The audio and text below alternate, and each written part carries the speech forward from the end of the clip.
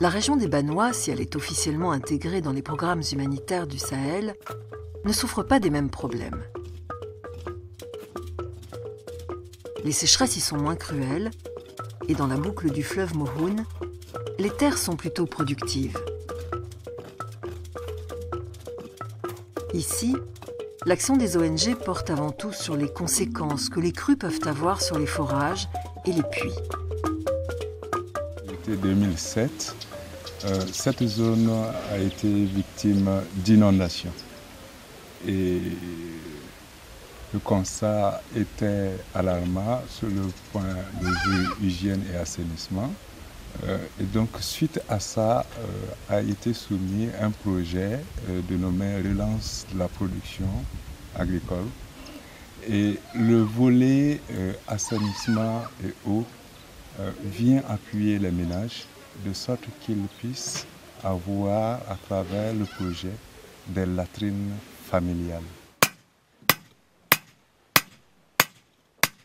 Pour les ONG, le premier travail à effectuer consiste à éduquer les populations. Jusqu'alors, les plus âgés n'avaient aucune idée du mal que pouvait causer une eau souillée, telle que celle qui ruisselle au fond des forages en cas d'inondation. Voilà,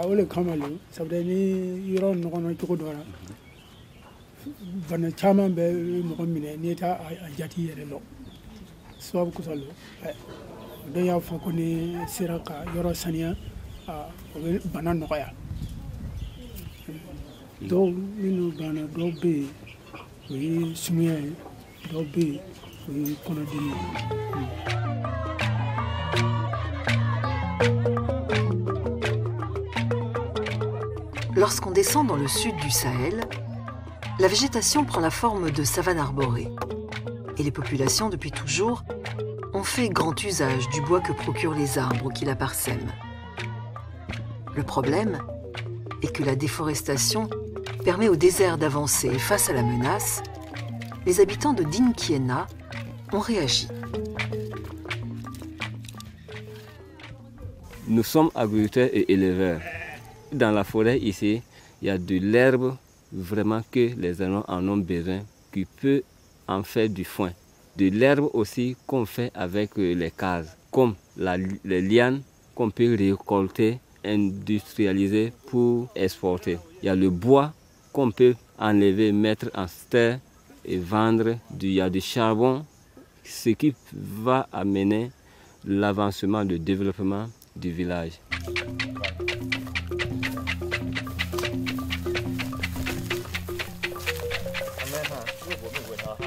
Une association s'est créée qui regroupe à peu près tous les chefs de famille de Dinkiena, soucieux désormais de garantir l'avenir des ressources à leurs enfants. Trop d'abus ont été commis et de nombreuses espèces d'arbres ont carrément disparu de la forêt.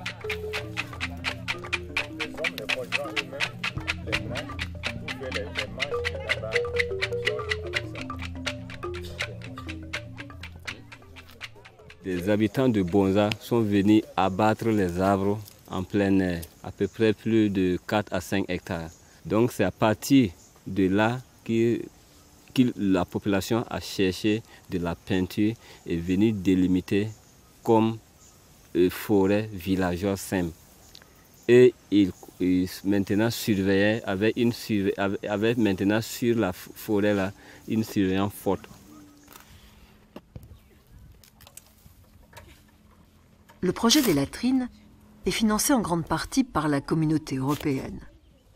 Il consiste à donner à chaque famille 2 sacs de ciment, des fers à béton et les coffrages nécessaires à la confection du socle. Mais il ne règle pas tous les problèmes. Dans le domaine de l'eau potable, il faut dire que les infrastructures manquent.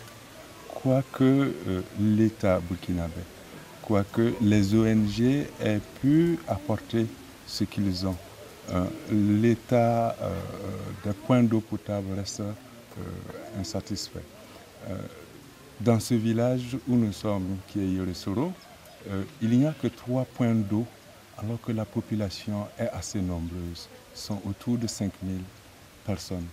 Et il y a également la distance qui sépare les ménages à ces points d'eau potable. Donc l'accès est donc difficile. En cas de forte pluie ou d'inondation, les eaux sont souillées par les déjections des animaux et celles des hommes présentes un peu partout.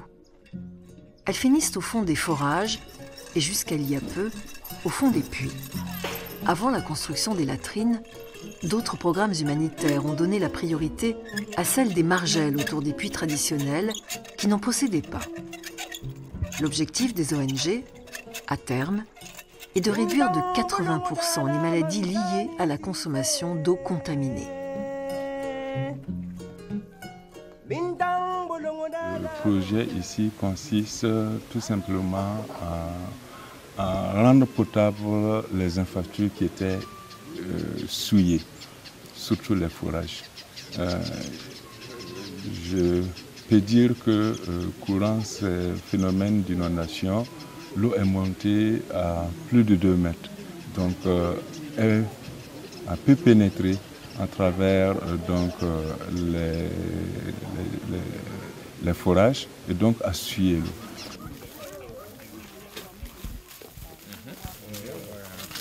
Donc ce grand arbre-là est utilisé pour nourrir les bœufs.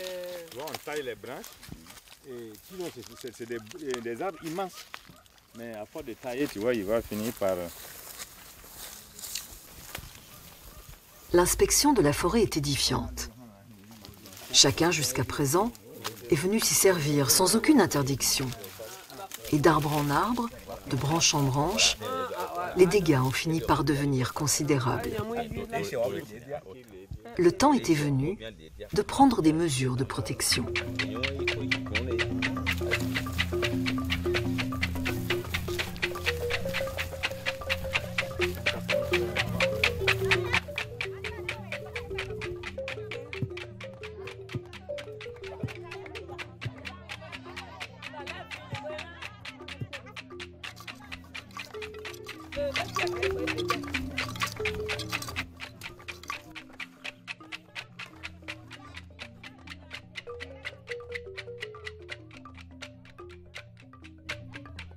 Disons aussi maintenant que c'est interdit de faire la coupe abusive dans la forêt et c'est interdit aussi de faire la divagation des animaux.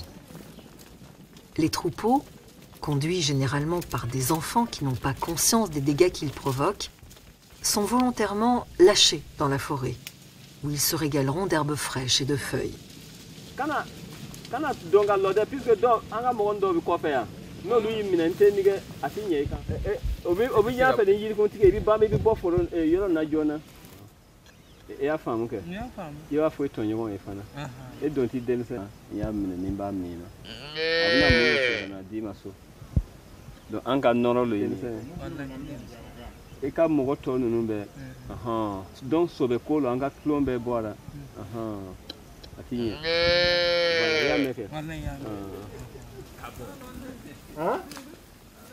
C'est le comité qui est mis en place de gestion qui fait la police de la forêt. Si vous trouvez quelqu'un en train d'enlever du bois, son matériel, le bois, la charrette, ces matériels d'enlèvement, vous retirez. S'il refuse, si c'est avec la charrette, peut-être souvent ils sont en nombre plus que vous. Vous relevez le numéro de la charrette et les machettes, vous ramenez au responsable du village. Bintang bolongo dala mansani sise. Bintang bolongo dala mansani sise. Manyo bekumbo la ke babelani.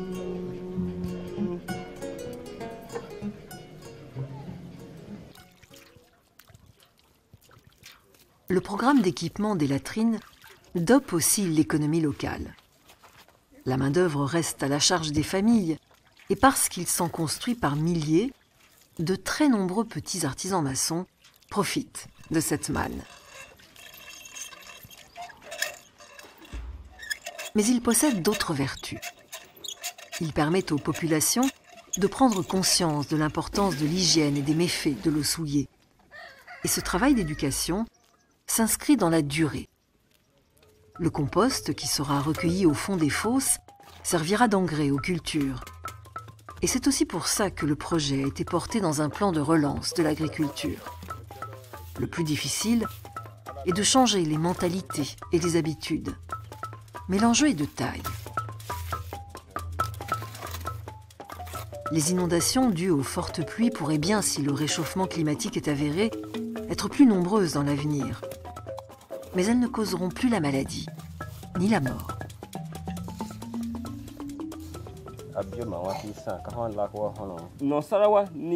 Un premier conseil réunit les membres de l'association. Les vieux sages sont les premiers intéressés. Ils ont passé leur vie entière à profiter des ressources de la forêt sans penser à s'en préoccuper. Mais aujourd'hui, ils en sont les plus ardents défenseurs car ils connaissent la valeur de ce qu'elle peut offrir à ses bénéficiaires. Les enfants du village ont apporté leur contribution. Ils ont établi le relevé topographique de la forêt, l'ont nettoyé et ont compris surtout quels étaient les enjeux.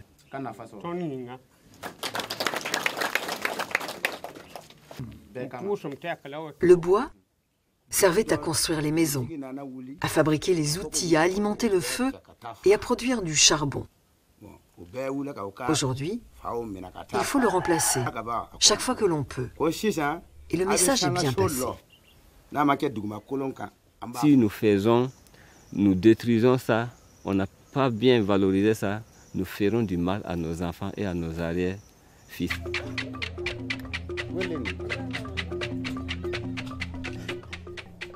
Cette prise de conscience de la précarité des ressources est nouvelle sur le sol d'Afrique. Mais elle a pénétré les esprits et fait désormais son chemin. L'expérience de la forêt de Dinkéna se répète un peu partout. Le remplacement du bois n'est pas si simple.